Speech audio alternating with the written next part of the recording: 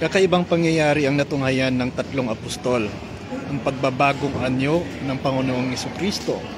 Ito po'y base sa Ebanghelyo ngayon na mababasa po natin sa Mark chapter 9 verse 2 to 10, na kung saan dito po ipinapakita o isinilarawan ang pagbabagong anyo ng ating Panginoong Jesucristo.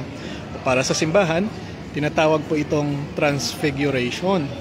At ito po ay napakalaking kaganapan na nangyari po na ipinakita sa mga apostol, kina Pedro, Santiago at Juan, na kung saan po ay nagbagong anyo ang ating Panginoong Jesucristo. At marami pong mga revelation sa pangyayari pong ito. No?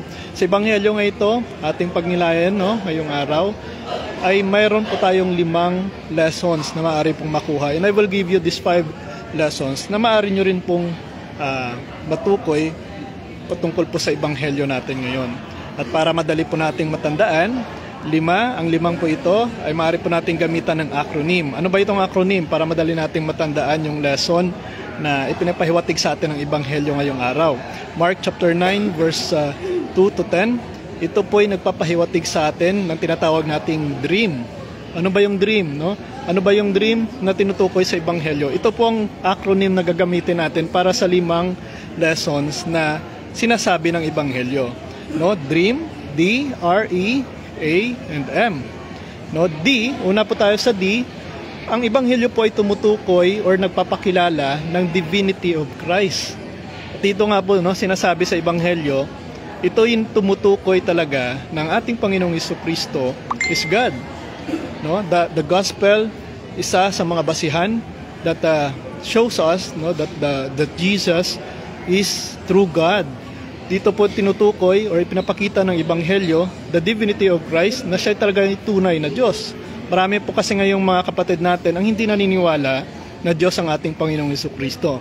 At sa Ebanghelyo nga pong ito, ipinapakita sa atin na ang Diyos na si Kristo ay tunay na Diyos.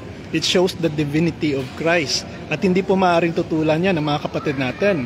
Dahil dito po ipinapakilala na Jesus was being transfigured, nagbago po ang kanyang anyo, kung saan natunghayan po ng mga apostoles, ng 3 apostoles na kasama niya na umakyat po sa bundok, na nagbago po ang anyo ni Jesus, na parang nakasuot na siya ng maputi at talagang totally nagbago ang kanyang anyo.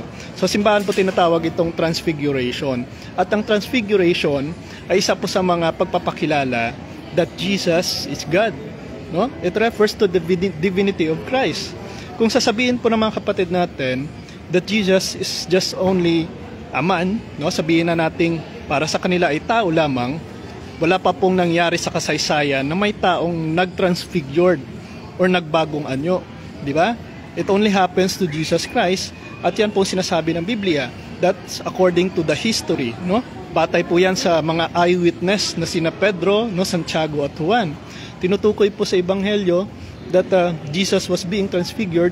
It only tells us na siya ay tunay talaga na Diyos. Ang Diyos na nagkatawang tao at nagbigay sa atin ng kaligtasan sa pamamagitan ng kanyang pagpapako sa krus. So dito po pinapakilala sa atin na hindi lamang tao ang ating Panginoong Jesucristo. Yes, the church believes that Jesus is a man, but also the church believes that Jesus is also a true God. That's the dual nature of Christ, true man and true God. And in the gospel, sinasabi po dito na ang ating Panginoong Jesucristo is truly divine. It refers to the divinity of Christ. And that's shows us the first lesson na makikita po natin or ipinapahiwatig na mensahe ng gospel. First lesson sa dream, sa acronym na dream, letter D, divinity of Christ. Ipinapakilala sa atin na talaga ang ating Panginoong Jesucristo ay tunay na Diyos. Pangalawa po dito, D, divinity of Christ, or it refers to revelation. Ito ay nagpapakita sa atin ng revelation. Ano po bang na-reveal doon sa pangyayari po sa gospel na ito, sa Mark chapter 9 verse 2 to 10, ipinapakita po sa atin dito kung ano ba talaga ang pagpapakilala ng Biblia sa ating Panginoong Jesucristo. It only reveals the true nature of Christ, which is God. Diba? So pinapakita po ng ebanghelyo na hindi lamang ordinaryong tao, no, hindi lamang siyang ordinaryong kagaya ng pagpapakilala ng ibang sekta na siya'y ordinaryong tao lamang, but it only revealed that Jesus is a true God. No, wala po pong tao na nag-transfigured kagaya po ng nangyari sa ating Panginoong Jesucristo.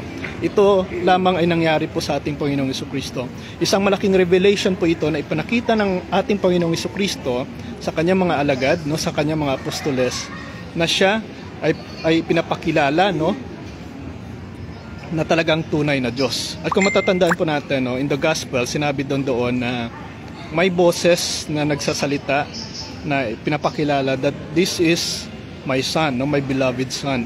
Dito rin, no, this is also a revelation, no, ng ating Panginoong Jesucristo ay talagang anak ng tunay na Diyos.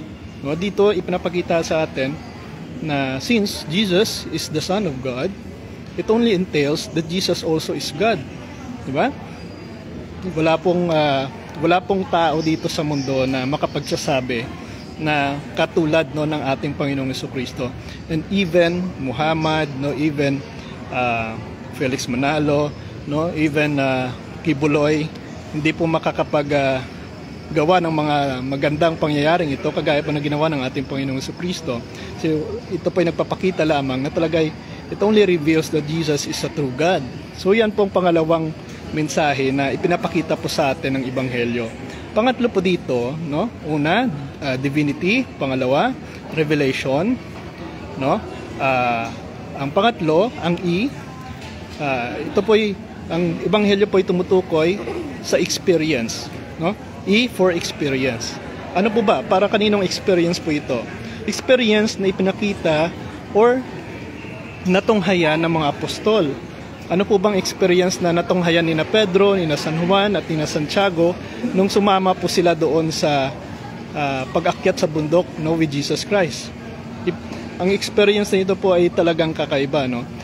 Sila lamang yung unang-una talaga na pinakitaan ng ating Panginoong Jesucristo ng kanyang transfiguration, di ba? At sila din po ang naka-experience na nakarinig ng boses mula sa itaas na nagsasabing, "This is my beloved son." At kailangan, no, that you must listen, di ba? Ipinapakita doon sa atin or pinapakihiwatig doon na dapat natin sundin kung ano man ang itinuturo ng sinasabi nilang taong ito, no? Sinasabi nilang tao lamang, pero sinasabi sa ebanghelyo na ang Diyos, no, ang Diyos Ama ay nagsasabi na dapat natin sundin kung ano man ang itinuturo ni Jesus. Kaya po ito ay nagpapahiwatig ng kakaibang experience, no, para sa mga apostol. Dahil kung makikita po natin, di ba, ang matunghayan lamang yung pagbabago na iyon ay kakaiba na po, no, para sa ating mga mananampalataya. At kahit po sa panahon natin ngayon, no, natutunghayan pa rin natin yung transfiguration na nangyayari. Paano ba? Saan ba natin matutunghayan ito? Ito din po ay nangyayari during the Holy Eucharist, di ba? There is also transfiguration na nangyayari. Sa paano pong paraan? Because in our mind, no, in our heart, during the consecration, no, of the Mass, during the consecration of the bread and wine, naniniwala po tayo mga Katoliko na ito'y nagiging tunay na katawan at dugo ng ating Panginoong Jesucristo. It only gives us the experience to receive Christ Himself, di ba? Natanggapin si Kristo sa pamamagitan ng ostya na ating tinatanggap, and that bread, no, ay tinutukoy po sa ebanghelyo na talagang tunay ng katawan ng ating Panginoong Jesucristo. Diba? Ito po'y isang kakaibang experience na maaari po nating maranasan, no, bilang isang Katoliko. Kakaibang experience na naramdaman ng mga apostol noong sumama po sila sa ating Panginoong Jesucristo. And so during our participation in the Mass, in the Holy Eucharist, we also experience the transfiguration of Christ sa pamamagitan ng tinapay, no, sa pamamagitan ng ostya at ng bino na kinoconsecrate ng pare. Hindi ba natin makikita physically yung pagbabago na ito, pero nararamdaman natin sa ating puso that we receive Christ, no, in the Holy Eucharist sa pamamagitan ng ostya na ating tinatanggap. And that's a wonderful experience na maaari din po natin matanggap, no, bilang isang mga Kristiyano. Yan po ang pangatlong mensahe na ibinibigay ng Ebanghelyo natin ngayon. Mark chapter 9 verse 2 to 10, no, kung nabasa niyo po ang Ebanghelyo. Punta po tayo sa pang-apat, no. Una, balikan po natin. Una na mensahe ng Ebanghelyo is it only entails the divinity of Christ, no. Ibinibigay po sa atin or sinasabi sa atin na ang Kristo, no, Jesus ay talagang tunay na Diyos. Pangalawa, ito ay nagpapakita ng revelation, di ba? Isang malaking revelation ang pangyayari na nag-transfigure, no? Nagkaroon ng transfiguration na nangyari. So isa po yan sa pangalawang lesson na natanggap natin sa Ebanghelyong ito. Pangatlo, itong tinatawag natin na experience. That is the best experience for us to receive Jesus, no, through the Holy Eucharist. And so, kagaya po ng mga apostoles na nakita nila, no, ay mata sa mata ang pagbabago ng ating Panginoong Jesucristo at narinig nila, no, sa langit ang sinabi ng Diyos na ito ang aking minamahal na anak mo. Malaking experience na po yan. Tungo po tayo sa pang-apat. Ito, I think alam niyo na po ito, no? From the acronym na DREAM, ang pang-apat na letter is A, no? Ano po bang A? Ito po tumutukoy sa sinasabi natin authority. Okay? So it only refers to us, no? It only gives us the message that Jesus was given by God the authority. Diba? Kung narinig po natin sa Ebanghelyo, sinasabi doon na this is my beloved Son, no? That you must to follow, that you must to listen. And that is already a clear indication that God, no, God the Father, gave the authority to Jesus Christ. Isa po yan sa mahalagang mensahe na ipinapahiwatig po sa atin, no? Sa Ebanghelyo na ito, no, sa gospel natin ngayong araw, ipinapakita dito ang authority ng ating Panginoong Jesucristo. So, saan ba ito, sa papaanong paraan ba na ipapakita ang authority na ito? Unang-una, no, nagtuturo ang ating Panginoong Jesucristo in authority, di ba? Nagpapagaling siya ng mga may sakit in authority. Nagpapalayas ng dyablo in authority. At nagtayo siya ng kanyang iglesia in authority, no, sa kanyang pangalan, di ba?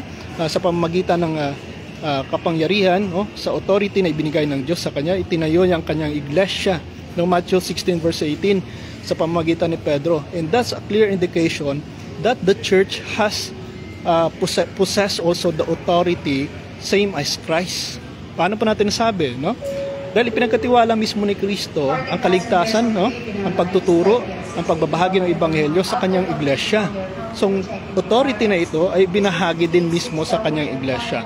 Simula 1st century nang itinayo ng ating Panginoong Jesucristo ang kanyang iglesia, that authority na tinanggap or that authority na ibinigay ng Diyos Ama or sabihin na nating ipinagkatiwala, no, sa ating Panginoong Jesucristo ay ibinigay na din sa kanyang iglesia. So kayo mapalad po tayo, no, that we have that authority. At itong authority na ito, no, again, ibinahagi din ito ng ating Panginoong Jesucristo sa kanyang mga pari. Paano po natin nasabi? Di ba? Sinasabi doon mula sa mga apostoles na kung sino ang inyong papayagan dito sa langit ay papayagan din sa langit, no? Kung sino ang inyong kung sino dito ang inyong itatali sa lupa, itatali din dito sa lupa.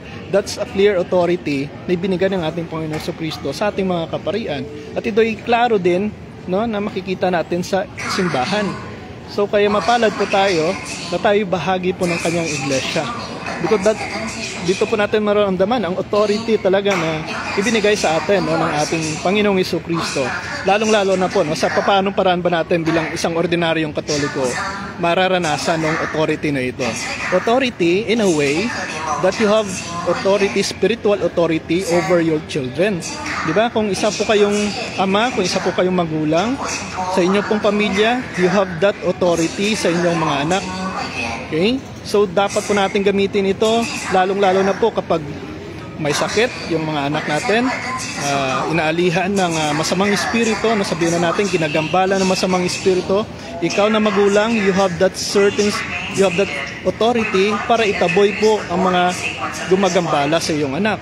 You have the authority para itaboy ang sakit na kung ano man ang gumagambala sa iyong anak. Diba? Dapat po natin gamitin ang authority na yan.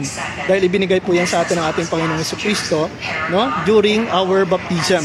Simula po nung nabaptize po tayo, natanggap na po natin ang authority na yan. So huwag po nating sayangin, no? Atin po itong gamitin dahil sa panahon ngayon talagang kailangan na gampanan natin ang ating mga tungkulin, no? Bilang isang ina, bilang isang magulang, bilang isang pari, no? Bilang isang ordinaryong laiko. Mahalaga po yan.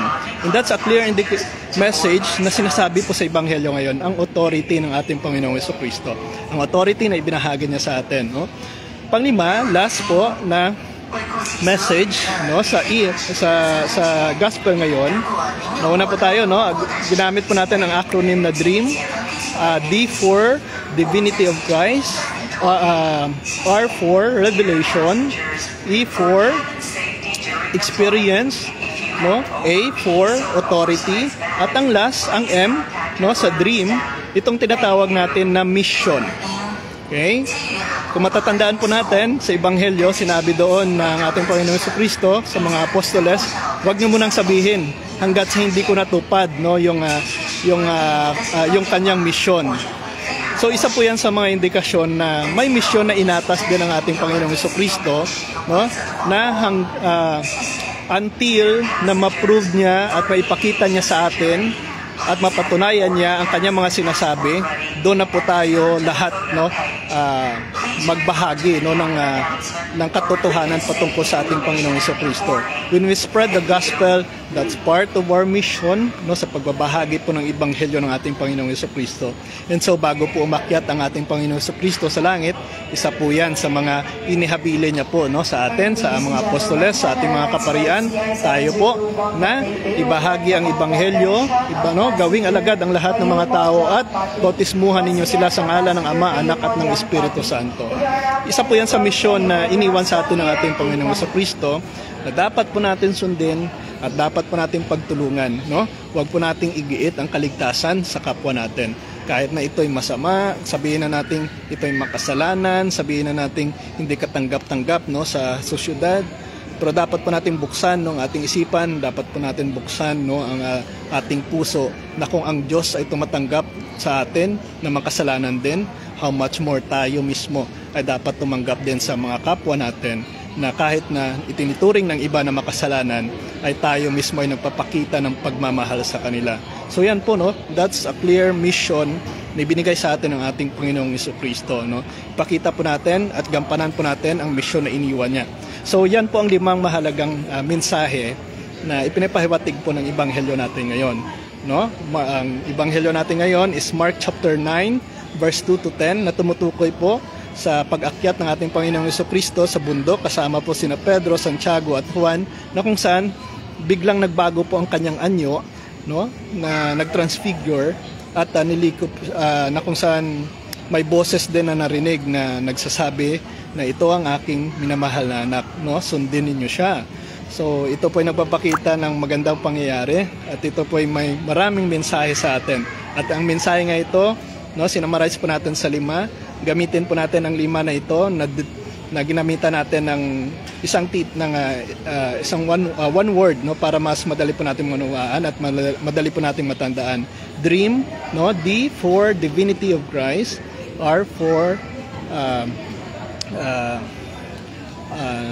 R for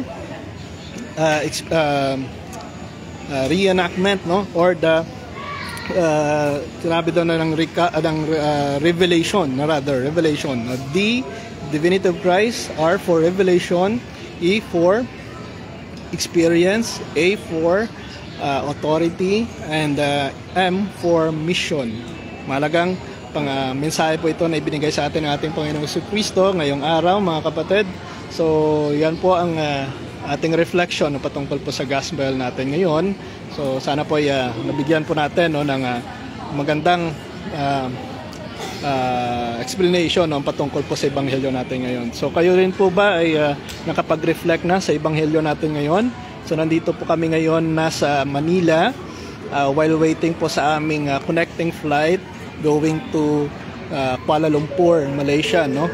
So, medyo mahaba pa po ang aming aantayin kasi I think ng past 12 pa yung aming flight. So medyo kailangan po namin mag-antay, no? So antayan ito. Dahil, well, syempre, on processing, pagdating po dito, kapag magpupunta ka sa ibang bansa, talaga mahaba pong pilahan doon sa immigration.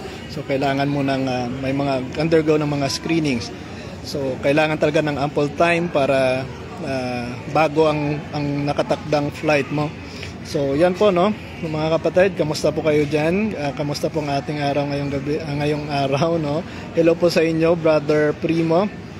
Good morning, bro. Watching from Digo City. God bless din po.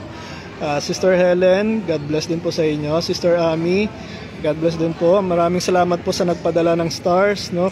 Sister Ami, salamat po sa inyong pagpadala ng stars. Malaking tulong po ito. Sister Mercedes, maraming salamat din po sa pagpadala ng star. Malaking tulong po ito, no, para sa pagpapanatili ng ating page, no, at pag-sustain ng pangangailangan ng ating page, no. Maraming salamat po. Maraming salamat, Brother Michael, no. Hello din po sa inyo, Sister Tess. Tama, no, revelation, di ba? Talagang isang malaking revelation ito, no, ang ipinapahiwatig ng ebanghelyo ngayon. Hello po sa inyo, Brother Leopardo. Good morning din po sa inyo. Brother Jubel, maraming salamat. Hello po sa inyo, Brother Alejo. No, God bless din po sa inyo. Mr. Joey, hello din po sa inyo. Para may chat ata. Okay, medyo nagpa-pop up. May God continue to bless all our brothers and sisters in Jesus' name who have been doing their best efforts to proclaim the teaching of Christ. Maraming salamat po, Mr. Joey. No? Hello, Brother Joseph. Watching here from Davao City. Maraming salamat po, no, sa inyong walang sawang pagsubaybay. Hello, Sister Edna. No, God is good. Tama po yan, no? Hello, Brother George, no? Hello din po sa iyo, Ninong. Ayan. Hello, Chicken in Flock. Amen. Shoutout watching from Kidapawan. God bless po sa inyo dyan, sa mga kapatid natin sa Kidapawan. Hello din, Brother Chris. Magandang umaga, kapatid, from Davao City. God bless po sa inyo dyan, no? Sa lahat po ng mga kapatid natin nakasubaybay sa ating page dyan sa Davao City. Hello, Sister Tonette. God bless din po sa inyo. Brother Ronald. God bless din po. Brother Rick, no? God bless din po sa inyo. Okay, so maraming salamat po sa inyong walang sawang pagsubaybay at sa mga sumusuporta din po sa atin, no, sa ating page. Brother Arjan, God bless din po sa iyo, no? Maraming salamat po sa inyong walang sawang pagsuporta. Hello din po, no, Sister Virgilia Pilomeras from Japan. Kamusta po kayo dyan sa mga kapatid natin dyan sa Japan? Sana makapunta din po tayo ng Japan, no? Pero hindi pa kaya ng ating budget, no? Pero hopefully, no, in God's grace, makakarating rin po tayo dyan at magkita-kita po tayo dyan, no?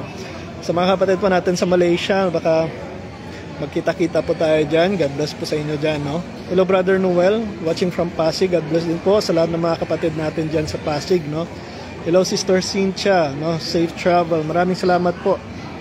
Ayan po, mga kapatid, no? Brother Darot, mayong buntag, Brad from Panglao, Bohol. God bless po sa mga kapatid natin dyan sa Bohol. Hello, Sister Rosa. Salamat po sa pagtatanggol sa ating pananampalatayang Katoliko. Hello, hindi ko na mabasa yung pangalan ninyo, pasensya po, pero watching from Bulacan. God bless po sa mga kapatid natin dyan sa Bulacan, no? Sister Linda, God bless din po sa inyo. Watching from Coronadal. Wow, God bless po sa mga kapatid natin dyan sa Coronadal. Kamusta po kayo dyan? At sana'y nasa mabuti po tayong kalagayan.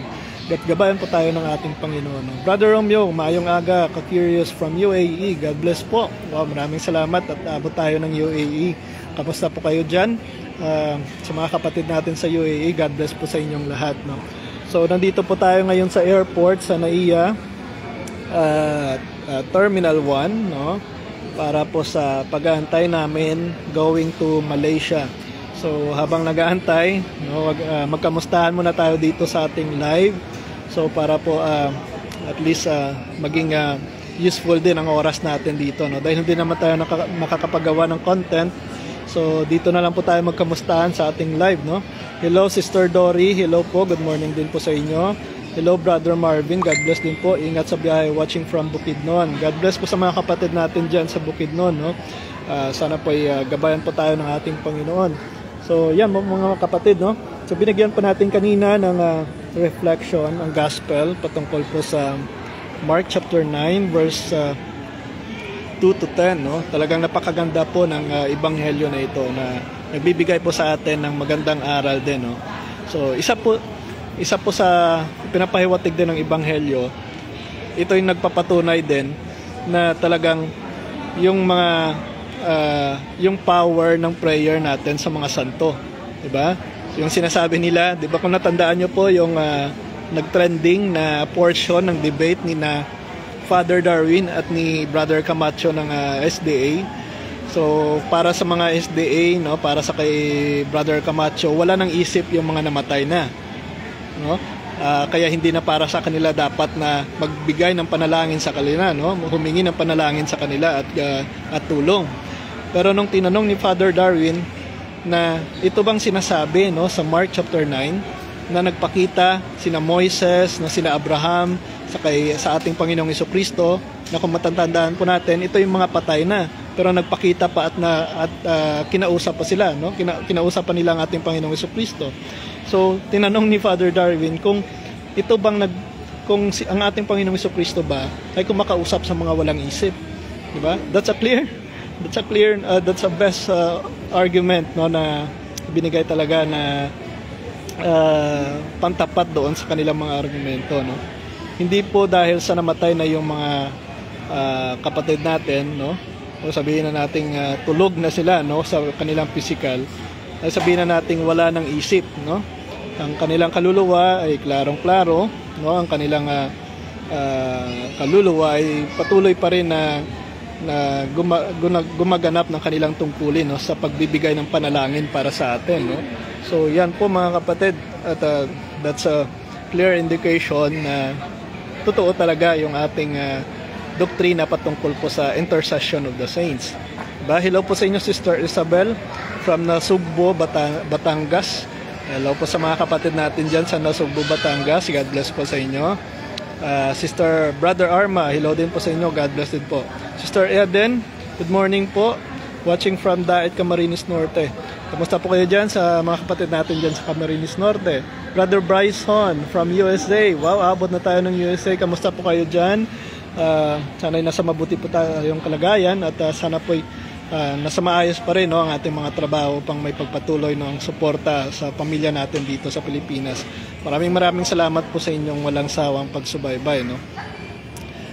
Sabi nga dito ni Sister Filipina, Mr. Joey, yes, dahil sa simbahang kanyang itinatag lamang at sa mga taong nasa kanyang simbahan sinasakupan. Wala sa simbahang tinatag ng tao ang kapangyarihang ibinigay niya sa mga apostoles na kanyang mga alagad at nagpatuloy hanggang sa ngayon kapanahunan. From first to Santo Papa, so unang Santo Papa na si San Pedro hanggang sa ngayon kay Pope Francis. Patuloy ang kanyang simbahang lumalago kahit maraming sumubok na sirain po ito. Yan, tama po yan, no? Kahit gaano po kadami ng mga argumento na ibinabato ng ibang mga sekta, no, kahit sabihin pa natin na magtulong-tulong silang lahat, no, ay hindi pa rin ito makakasira, no, sa ating simbahan.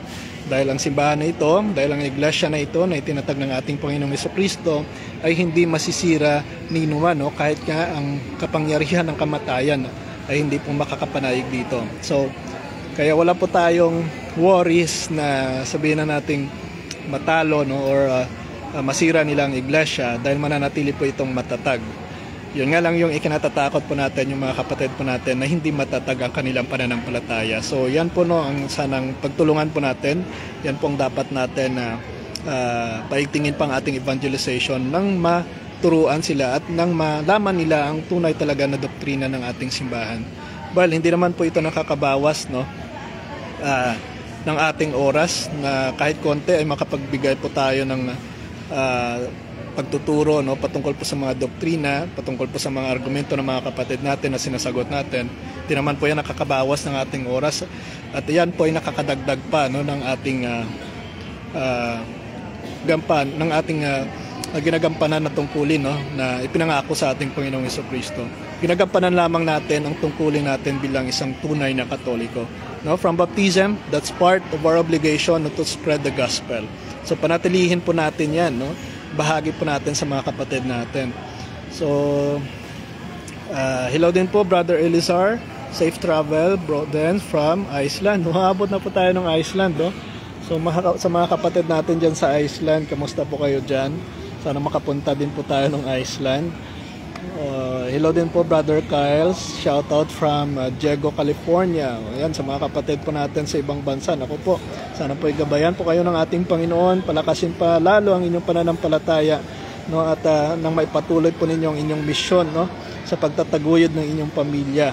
At sana po kahit papano, no, sa inyong sitwasyon ay magampanan nyo pa rin, no, ang inyong tungkulin bilang isang Katoliko, no? So sana po may available ng mga simbahan din po dyan, no?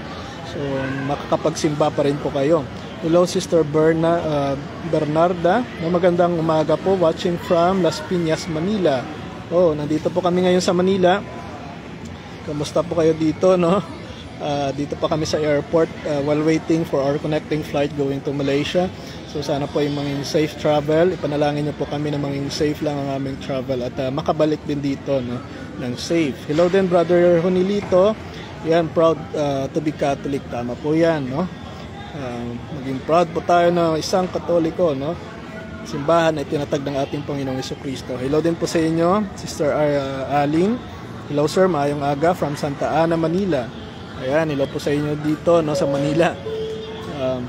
Malapit lang po ba kayo sa Terminal 1? Ayan, nandito po kami ngayon. Hello po sa inyo Sister Serafina, Seferina. Mayong aga, watching from Ilocos Norte, taga Cebu. Wow, taga Cebu, no? Pero sa Ilocos siya ngayon. Hello po sa inyo. God bless din po. Hello Sister Tita Mordeno. Good morning. Good morning din po sa inyo. Ayan, Brother Romeo, hello po sa inyo. May God bless you and have a safe flight. Ka-curious. Maraming salamat po. Sister Isabel, maraming salamat po, no, sa inyong pinadalang star. Malaking tulong po ito, no, para sa pagpapanatili ng ating page. Sa malaking tulong po ito, no, para sa mga pangangailangan ng ating page ay masustain din po natin.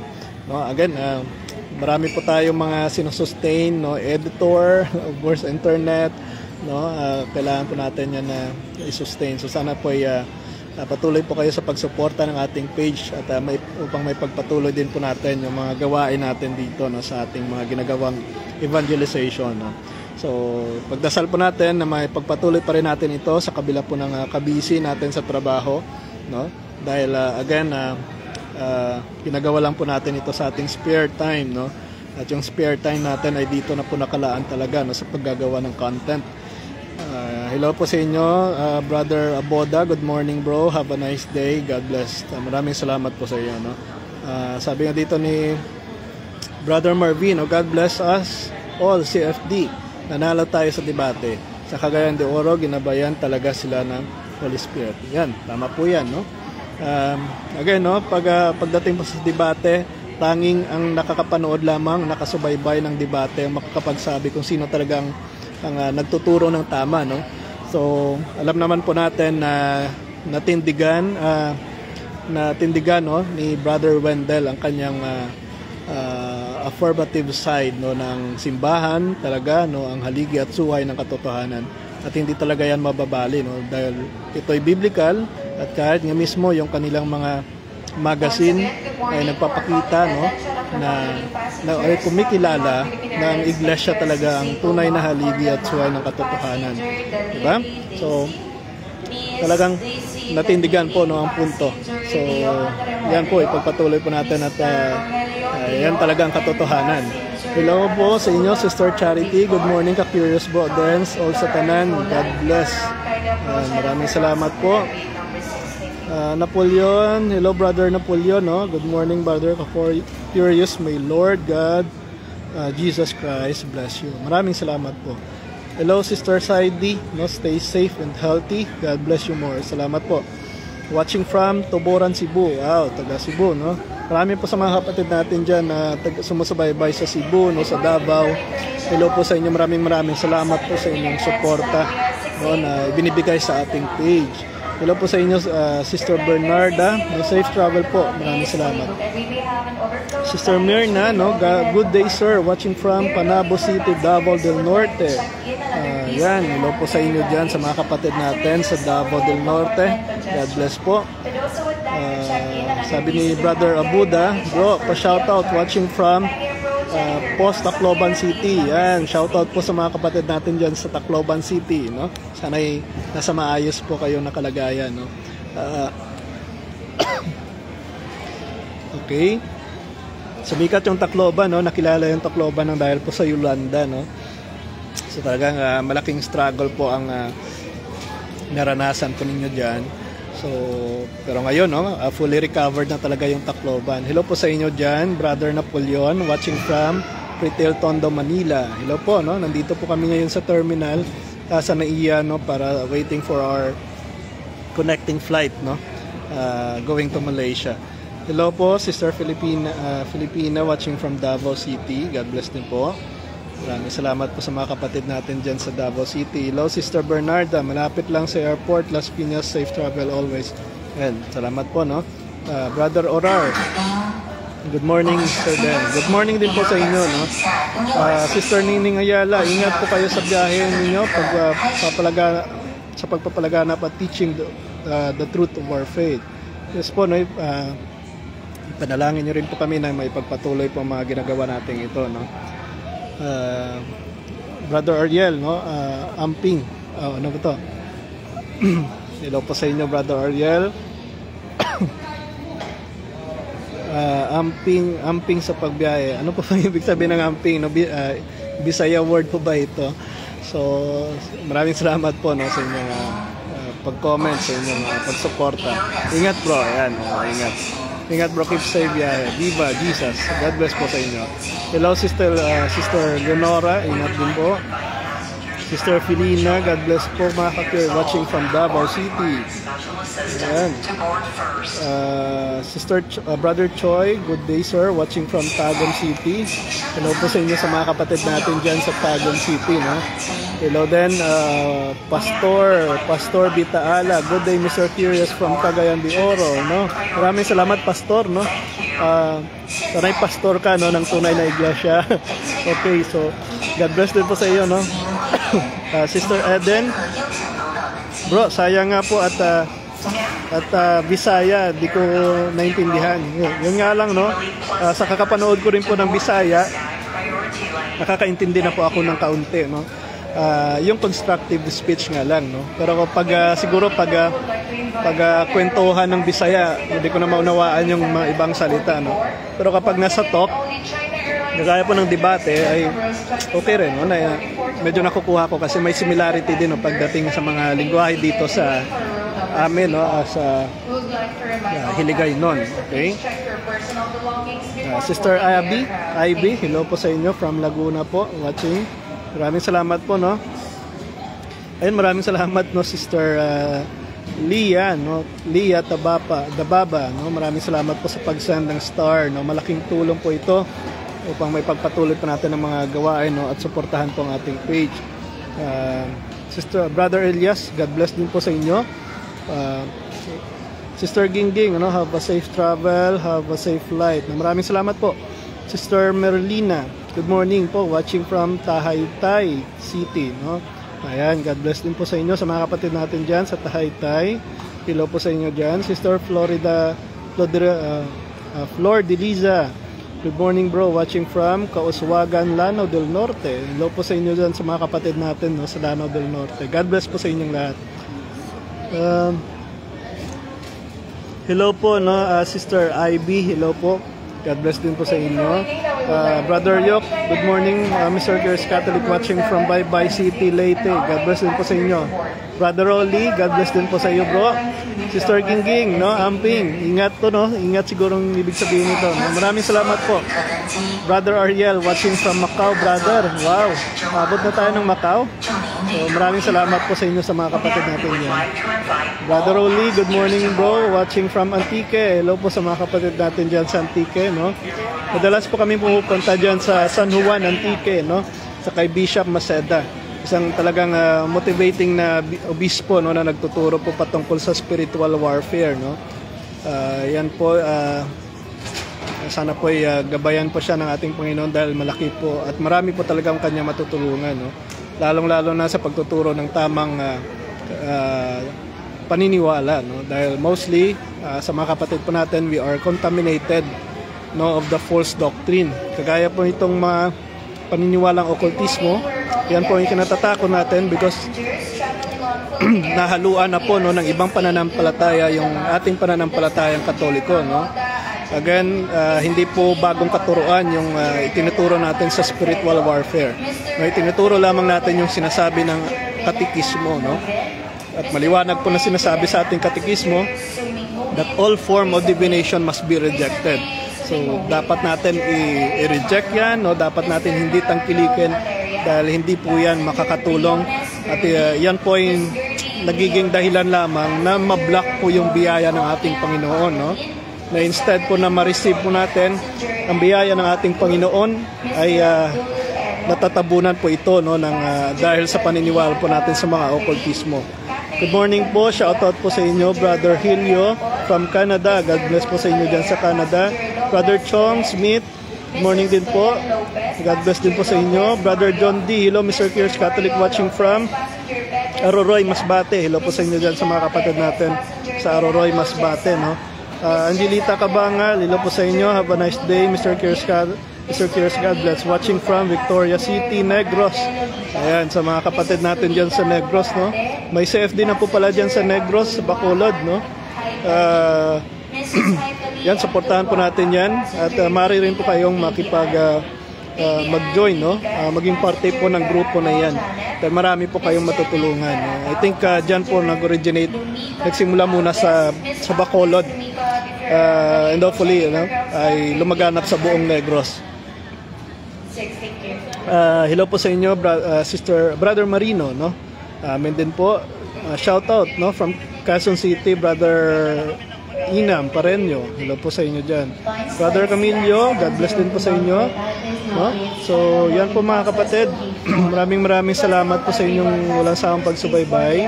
Maraming salamat din po sa inyong suporta, no? Sa lalong-lalo na sa panalangin, no, para maipagpatuloy po natin ang ating mga gawain.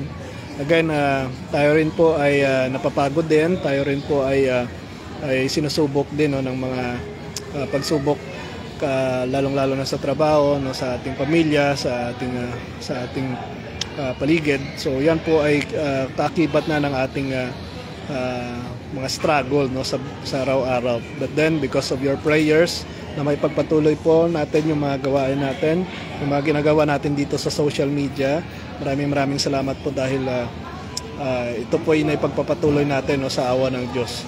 So good health lang po sa ating lahat at kapag maganda po yung ating mga katawan, no, maganda po ang ating kalusugan, ay lahat po ng mga gawain na maaari pong inatas sa atin ay talagang ating mapagtagumpayan, no? So yun lamang po mga kapatid. Maraming salamat, no? Hello po Sister Helen watching from Davao Oriental. Wow, kamusta po kayo dyan sa mga kapatid natin sa Davao Oriental? Hello Brother Marino, good morning everyone. Mag-study tayo ng ating katuruan sa Roman Catholic from Bohol. Tama po yan, no? Wag po nating antayin pa na dumating ang panahon na tayo po ay question, no, or batuhin ng mga argumento at hindi po natin kayang sagutin ang dahil po sa dinesregard po natin ang pag-study, no, ang pag-alam ng doktrina ng ating simbahan. So nakakalungkot naman po at instead na ma-convert or matulungan po yung mga kapatid natin na nagtatanong, no, nagbabato ng mga argumento, ay lalo pa silang mas tumatag ang kanilang paniniwala sa mali, no? So yan pong importansya, no, ng pagtuturo at pag-alam talaga sa doktrina ng ating simbahan, no? Hello po sa inyo Sister Helen, good morning din po sa inyo.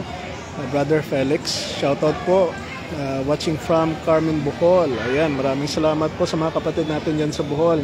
Sister Gemma, hi po, watching from Las Piñas City. Yan, hello po sa inyo sa mga kapatid natin dyan sa Las Piñas City. God bless din po sa inyo, no?